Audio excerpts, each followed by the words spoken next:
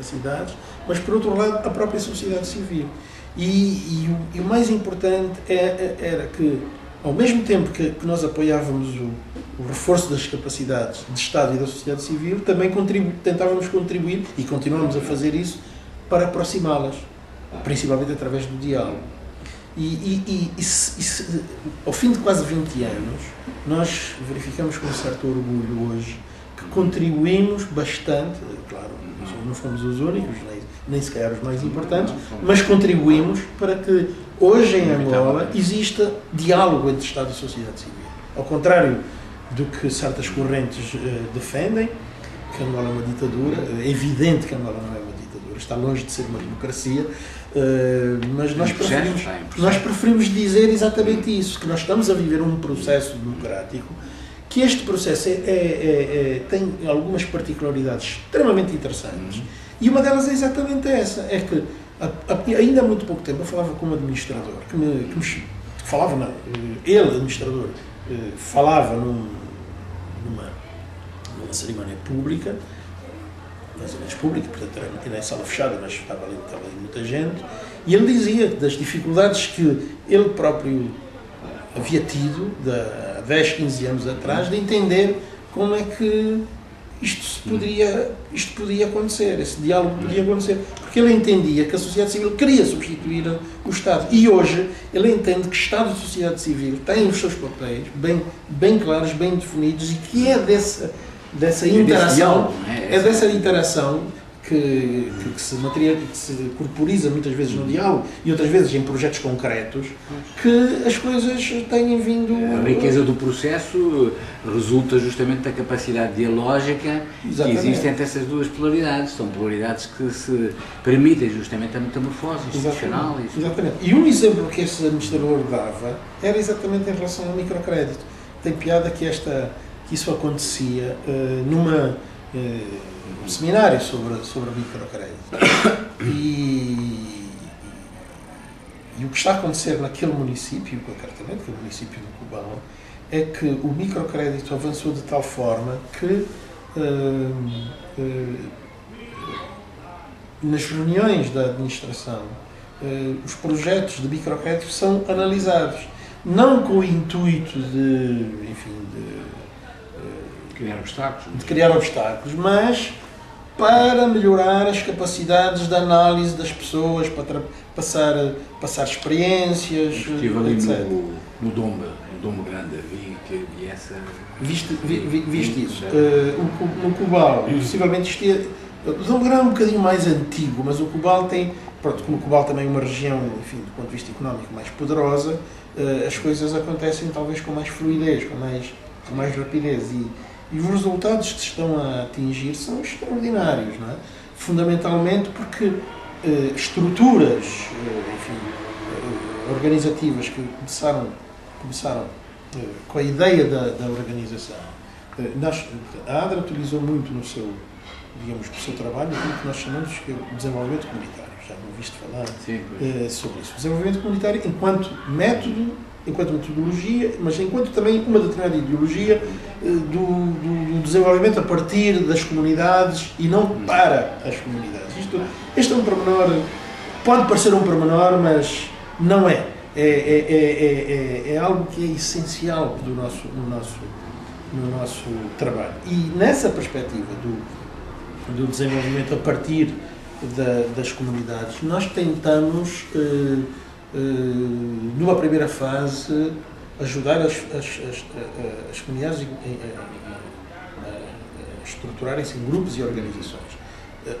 Os críticos profissionais dos processos de desenvolvimento viram logo ali uma crítica que nos faziam que a nossa ideia era facilitar o projeto e não ajudar a população.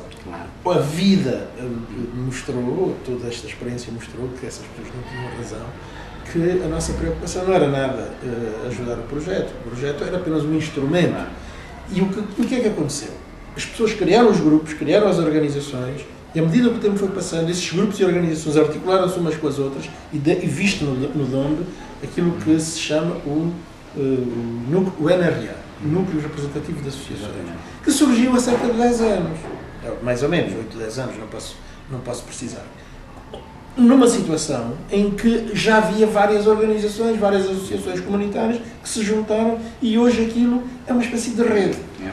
É uma rede que, àquele nível, tem a possibilidade de dialogar com a administração. Há 10 anos atrás isso era completamente impossível. Isto acontece no Campo Grande, acontece no Copal, acontece na Ganda, acontece na Cala, acontece no Bailunda, acontece no Quela. Portanto, em todo o lado onde nós trabalhamos, estamos decididamente a avançar nesse domínio. Estamos, de certo modo, a influenciar, porque a ideia da ADRA não é ficar apenas no trabalho com as comunidades, é trabalhar com as comunidades para depois influenciar as políticas públicas baseada na realidade da influência sobre as comunidades. Eu acho que a nossa influência, por exemplo, na domínio da educação, da segurança alimentar, da terra, é muito importante. Vou falar mais do exemplo no capítulo da descentralização. Nós achamos que estamos a contribuir para todo o processo de descentralização que está acontecendo agora. Chamo a atenção para o contexto de 90. O que é que nós queríamos em 90? Construir um desenvolvimento, um projeto de desenvolvimento que não tivesse os erros do passado, quer os coloniais, quer os do tempo do Partido Único. No tempo do Partido Único, o Estado angolano era extraordinariamente centralizado. Hoje, o Estado angolano está a descentralizar. Está muito longe de ser um Estado descentralizado, mas deu passos concretos nesse caminho. E nós estamos a contribuir para isso. E o trabalho que nós fazemos nos municípios é um trabalho interessante, na medida que no município, que é hoje, digamos, hoje o nosso campo de ação já não é tanto a comunidade, mas passou a ser o município, porque ali encontram-se dois processos.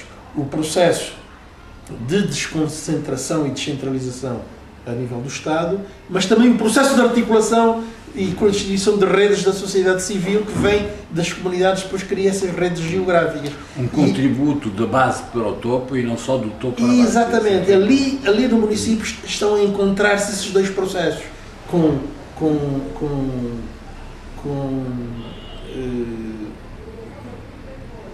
a realização de ações muito interessantes. Nos municípios, um indicador de que o Estado angolano está a descentralizar-se é a criação daquilo que se chamam Conselhos de Auscultação e Concertação Social. Esses conselhos existem a nível dos municípios. Há um decreto-lei que foi aprovado em 2007 e nós contribuímos em parte para esse decreto-lei. No fundo é a contribuição de vários atores políticos e sociais, que eu, por exemplo, vejo que é um pouco a relação com a sociedade tradicional, não é? A elite tradicional, o poder político do Estado, uma sociedade civil que se vai organizando numa visão mais ampla. Tudo esse contexto vai criando... Tudo se encontra ali, não é? Não é? Exatamente. E está a criar coisas novas. Estes Conselhos de Auscultação e Concertação Social são espaços criados pelo Governo onde sociedade civil e Estado se sentam, conversam e negociam. Pode-se dizer que sociologicamente é qualquer coisa de que está a criar-se, é uma novidade. É uma novidade. Para isso também estão a contribuir a criação dessas tais redes. Estas redes estão a permitir que o diálogo se passe num primeiro nível dentro da sociedade civil e depois aparece junto do Estado. E é aí que as sinergias começam de facto a ganhar corpo. E também isso necessita de muita investigação para poder pilotar tal... Infelizmente, a investigação não está presente. E eu acho que uma das maiores fraquezas do nosso trabalho é exatamente nós não termos capacidade para fazer e depois não termos no país, na sociedade, não termos estruturas que nos possam ajudar nesse sentido.